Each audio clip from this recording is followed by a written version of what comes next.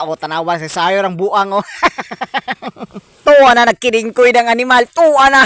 Mayong hapon kaninyo mga ka-vloggers. So for today's video, maligo ta. Kay lagi wa na tay ligo. Kay kung udto ta maligo, grabe kainit. So karon ta maligo sa hapon. So diha nga side mga ka-vloggers. So nanata sa dagat. Kay maligo na lagi ta. Kay grabe nagig kaayo kanindut ang dagat kung hapon kaayo. Lami kay maligo. Kung hapon kay bugnaw kay stanan. So kung ibutang nimo ng cellphone diha, pag mahulog na, giahak ka man siguro. Dili man gyud ikabutang ang cellphone. Pag matagak na sa dagat, unsa na may imong gamiton pag vlog, buang-buang ka naman siguro diha o tanawa ra gud pag lumos diha kung mahulog ng cellphone, impas ka gid lagi. Sus ang dagoy sa animal.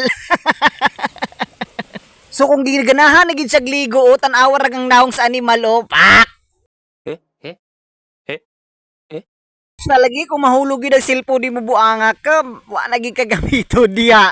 So karon guys na, lami gid kayong tubig yun. Kung maligo mo sa dagat guys, hapon na, kay walay init, nga bugnaw pag yun kayong dagat nga. Fresh na fresh pag yun kayong hangin yun mga ka-vloggers. So for today's video, daghang gid kayong salamat sa inyo haha mga ka-vloggers, sa inyong pag-support sa ako. Bisag gamay ra gid kayo. Kinasing-kasing na-appreciate na ako.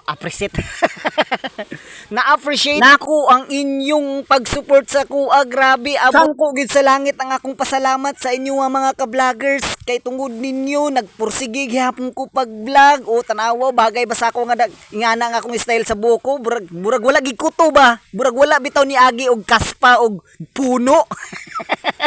So sabi bitaw ninyo guys, sauna kita man tanan siguro ni agi sa puno kay tungod sa pag init-init nato sauna sa bata. O tanawa sa sayo ng buang oh. Tuwa na nagkiringkoy ng animal. Tuwa na. TikTok isa.